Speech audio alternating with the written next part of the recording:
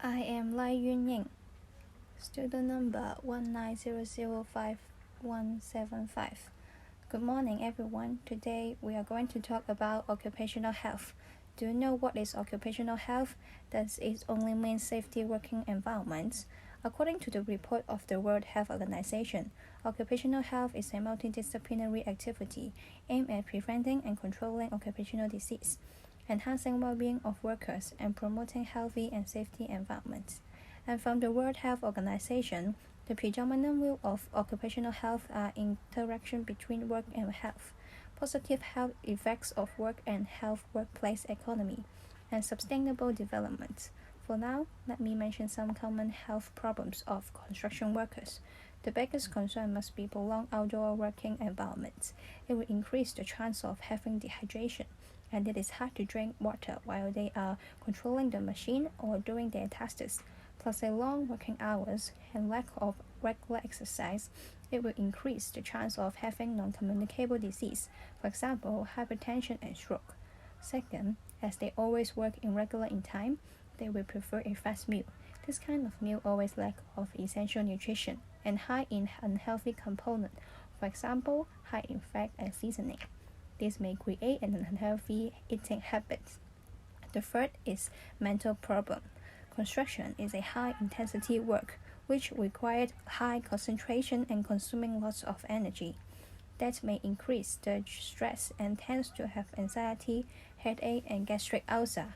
In addition, as the construction workers having different kinds of stress that I have mentioned as the previous slide, an unstable income is one of the factors that create stress. It is because most of the construction workers do not have a stable salary, like monthly wage. The most common payment method is daily rated or piece rated, which means that the workers earn by how many work they do and how hard work they are. This unstable income may increase the stress to their quality of life and family. Besides, some of the construction workers may choose to use some negative relaxation, for example, alcoholism and gambling. Even though the construction workers do not precipitate those negative habits before, they usually will have influenced by their co-worker, like secondhand smoking. These are the health problems of the construction workers. I am Hong Yut Kun, student number 190038804. I will illustrate construction workers' health in a holistic way. Construction work is a manual, heavy work, so the physical status of worker would suffer the most. According to a study conducted by Albert Chan and Wen Yi in 2016, 41% of participants claimed to have experienced at least one musculoskeletal disorder symptoms in the past 6 months. Low back pain was found to be the most frequent symptoms among the construction industry. The main causes for work-related musculoskeletal disorder symptoms may be attributed to the repetitive manual activities, such as transporting, lifting, or moving heavy materials. The prolonged exposure to unwanted noise and uncontrollable vibrations would cause loss of concentration in work or fatigue and stress, which leads to a poor health conditions and increases the risk of accidents. This may harm the worker's mental health. Financial health is the state of one's financial situation. There are many dimensions of financial health, including the amount of savings you have, how much you are putting away for retirement. Though the average daily salary per hour of a construction worker is higher than the median hourly wage. Due to the uncontrollable income that Coco had mentioned before, there is still a fluctuation in construction workers' financial health. Workers in a construction site may be exposed to various hazardous substances like lead, and there are air contaminants and dust in working process. This may harm the workers' environmental health also. So we will now discuss the interaction between different dimensions of health in terms of an example. Peter is a construction worker suffering from chronic illness and pain. This causes him cannot perform certain posture like bending down to pick up bricks. He needs to use other equipment to help him finish the task, which is more time-consuming and leading to a low productivity. When comparing to other more healthy and higher productivity workers, Peter has a low business competitiveness. The employer may think Peter cannot finish the work well, therefore offer less work to him, or maybe ask other employees to finish Peter's work. This may affect Peter's financial health and successfulness. Peter may feel others are more superior than him, and he is not as good as others. And the low productivity may cause him to be dismissed from work. Construction work is an energy-consuming job and makes Peter feel tired and less willing to hang out with friends or family. Moreover, construction workers is not a 5-working-day job. Thus, Peter cannot enjoy the same free day as friends and families, which reduces the time that he could spend with his loved ones, and this may harm his social well-being. I am Chan Pui, student ID 17003645. So there are some roles of lifestyle that for construction workers. First is maintaining a healthy diet. According to the research of Cancer Prevention Center, the major risk factors that have been proved to contribute to chronic disease are unhealthy diet. Moreover, that should be consumed more.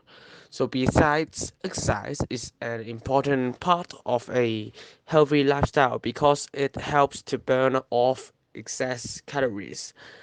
It is good for strength and flexibility, and it also releases a few goods endorphins in the bloodstream. Also, exercise is also a good way of boosting the metabolism and promoting healthy weight loss. So now I will talk about how nurturing care applying to the construction's occupation safety. So before it, I will want to introduce what is nurturing care.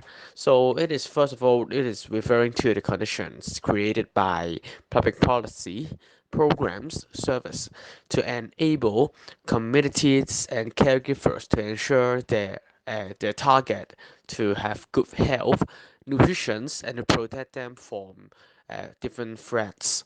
So, hence, to provide opportunities for early learning through interaction that are response and emotionally supportive. So, there are five components. So, there are five components of nurturing care.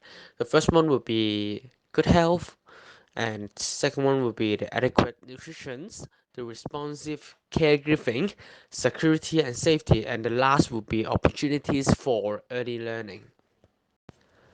So we are going to focus in how different situation affects the health conditions of the construction workers.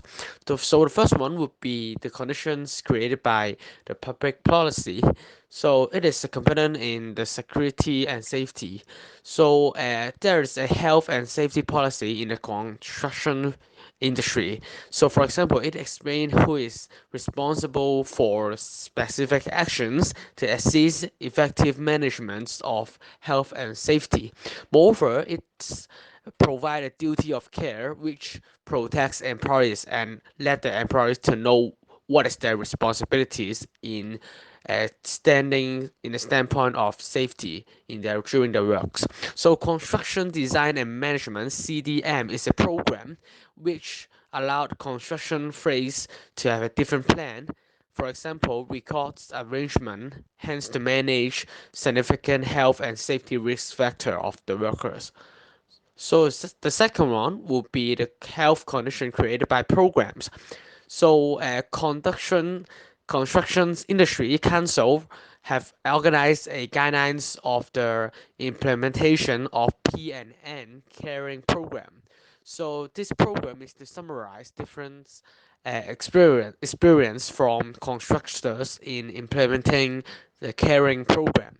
So hence to collecting more information and issues from the industry, hence to formulating and evaluating the result tends to protect and simulate some result for program to help to provide the security of the workers.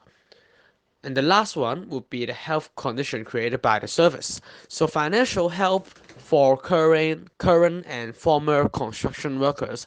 Government provide fundings for workers to maintain opportunities to join the public service, hence not only provide for workers but also the family members, and available for workers family members who face the allowed salaries. For example, the Charting Institute of Building Beloved Fund. The second will be the Building and Civil Engineering Charity Trust, and the last will be the Lighthouse Club. So these three services are helping workers' families specifically. I am Yun Keng Tong, student ID number 19003201. I'm Chan Shin, student ID is 190053662. We are going to talk about how nursing fit into healthcare system. The aim of nurses are to develop the people's ability to control their own health status. By providing education of nursing care, they can reduce the possibility of being hospitalized. During the education, they will learn some technique, information about disease, and increase the quality of life in order to achieve holistic care and high-level well-being. Below, we will divide into 3 parts, namely education, promotion, and communication, to explain about it. Lufia, could you introduce some example of education first? Sure, collaborative intervention is one of the examples. Referring to the patient's situation, nurses can advise doctor to carry out that patient with other health professionals. For instance, construction workers may have bad body mechanics when bearing the heavy items, secondary to spinal disc herniation. During the recovery process, nurses can advise transferring patients to physiotherapists who can teach them good body mechanics. Apart from that, based on the nature of construction workers, they always work outside. Due to the time limitation, they tend to eat takeaway. Moreover, owing to the loss of large energy during the working process, they are inclined to eat more meat because an unhealthy and balanced diet may lead to getting diseases easily, such as rectal cancer. Therefore, nurse can advise transferring patients to dietitian who can teach them healthy diets. In these cases, the role of nurse is follow-up treatment. Joseph, do you have any add? Of course, another duty of nurses is to provide information for patients. For example, some construction workers may suffer from deafness due to their working environment. Nurses are responsible for getting detail which patient can face up to this situation, such as applying the compensation of occupational defenders. Nurses can also teach their relatives about the care after discharge.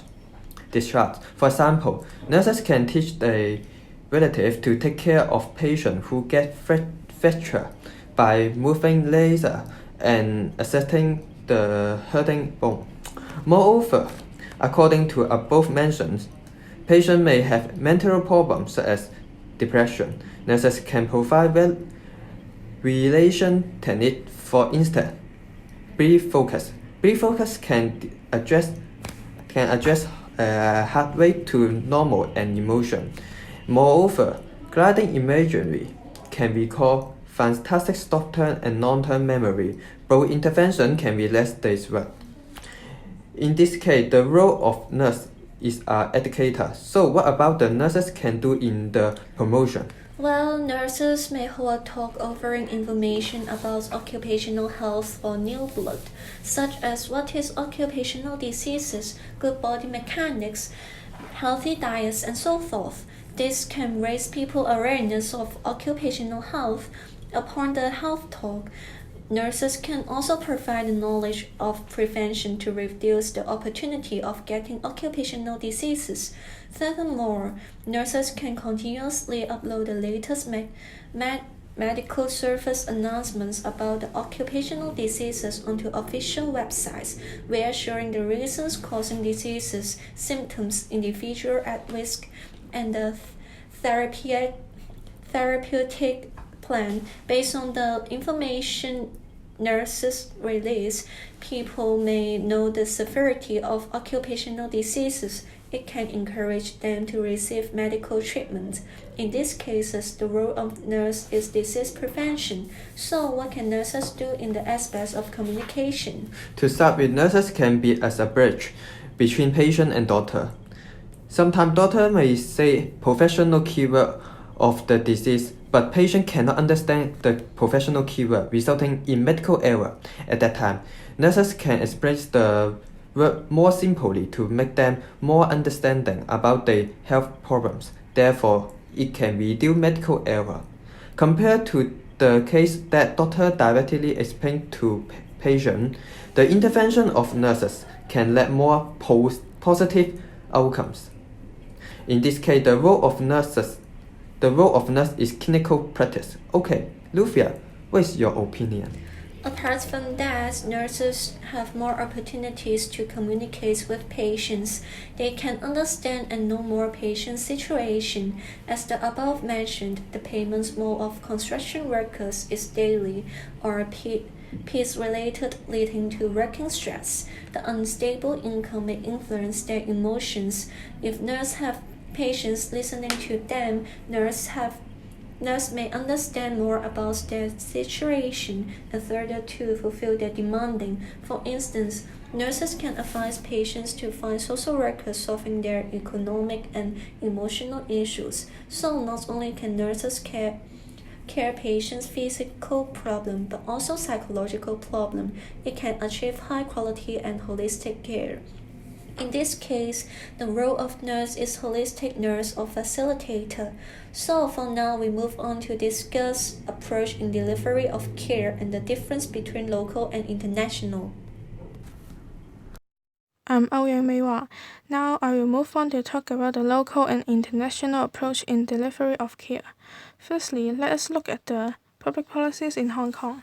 In the areas of legislation and law enforcement, the government is responsible for enacting and improving legislation, as well as providing sufficient resources for conducting inspections. The Labor Department and the Occupational Safety and Health Council work closely to help enterprises cultivate their own workplace safety culture. Advices are provided to help enterprises understand how to comply with requirements and providing advisory services with regard to OSH. Training and education accredit and monitor safety training providers, organize courses, seminars, and workshops. Standards and guidance, compliant guides to legislation and codes of practice, and safety culture is promoted through mass media and other channels. Other supports such as conducting researches and providing safety audit and consultancy services are also included. Professional bodies and concerned groups can also make contributions in the following areas. All this shows that there is enough legislation and multi-sectorial cooperation in Hong Kong. Then we will look at the safety and health culture in Hong Kong. It is easier for construction workers to acquire OSH information nowadays. A study has indicated that workers are more concerned about the availability of first aid equipment, personal protective equipment, and health and safety guidelines, meaning that workplace health and safety awareness, attitude, and knowledge were elevated. However, in some small companies, work progress is more important. OSH problems are usually ignored even they exist. This shows that OSH is not an important issue in small companies. In the developed countries, there are regular inspections on working environments to ensure implementation of guidelines. Advanced machinery and equipment for materials handling are available and PPE are properly used. New workers can receive orientation or instructions, and therefore there are more trained staff and representatives. Overall, developed countries have better management, more budgets, and enough education. The safety and health culture framework in developed countries is similar to that of Hong Kong, with only very little difference. They are more intolerant of poor construction health and safety. Enterprises and employers are more cooperative. Developed countries emphasize more on occupational safety and promotion. Secondly, let's take a look at the developing countries. There are much more problems than the developed countries. The first problem is inaction or destruction of demands, which assign low priority to occupational health. Underfunding and poor economic use initiatives that propagate toward improved occupational health. These are ignored by higher authorities and trade unions. Corruption among the worker regarding implementation of occupational health-related programs is common. Sometimes public and private officials generally use power to suffocate occupational health measures. The forceful shift of workers not only affects their living and working conditions, but it also might be the probable cause of the very precarious situation today. When compared with Hong Kong, developed countries do not have sufficient resources in management commitment, supervisory environment, and training and competencies level. From the above table, we can see that in South Africa, there were differences relative to the dominant cause of accidents resulting in injuries in terms of frequency rates when compared with that of Singapore. The cause of accident not found as a common cause of accident in Singapore was working in awkward postures and positions, losing balance, slipping, and tripling. It was mainly related to body mechanics. The problem is preventable through education. Therefore, we can see that workers do not have enough education and awareness. Safety and health culture are not well developed in developing countries. To conclude, the approach in delivery of care in developed countries is better than that of the developing countries. Yet, there is still room of improvement. For the developed countries, existing health and safety rules should be improved, placing effective risk prevention strategies in small companies and tackling new and emerging risks without neglecting existing ones are also in the agenda. For the developing countries, the government should build and enforce occupational health standards and legislation. Different organizations should cooperate to reduce non-recognized occupational and work-related disease to limit workers' exposure to new and known health hazards. What is more important is more education should be provided. Now I will pass it to Joey to tell us more about the roles of nurses. Thank you, May. I'm Somi and Joey. The following I will compare the delivery of care mainly in nurse and local with Australia and America. Nurses have a common role among these three countries as a reference person. They share same responsibility, which are provide health education, information to patients, refer patients to the health care that they need, and being a coordinator among different professionals when delivering the healthcare plan. This is a very important role that helps delivering a comprehensive as well as a unique healthcare to different patients. When talking about nurses on construction sites, both Hong Kong and Australia have specific position of site nurse. Similarly, they provide first aid when the site workers getting injury, while site nurse in Hong Kong would give the pre-hospital health care service, provide occupational health and safety, conduct body check and assist in investigation of accident, while for nurse in Australia, they would give professional monitoring on site workers' health and maintain all essential medical records, while they have no site nurse in America. Site nurse is also important as giving immediate care when accident appears, help reduce the seriousness of injury and the progress of rehabilitation. In the scope of occupational health, all three countries have occupational health nurse, in short term OHN. OHN in Hong Kong will visit different working environment and give talk to those workers what they can pay attention in their workplace. They will plan the protective measure to specific working environment. For OHN in America, will also be giving prevention measure, monitor worker health status, observe and assess their workplace.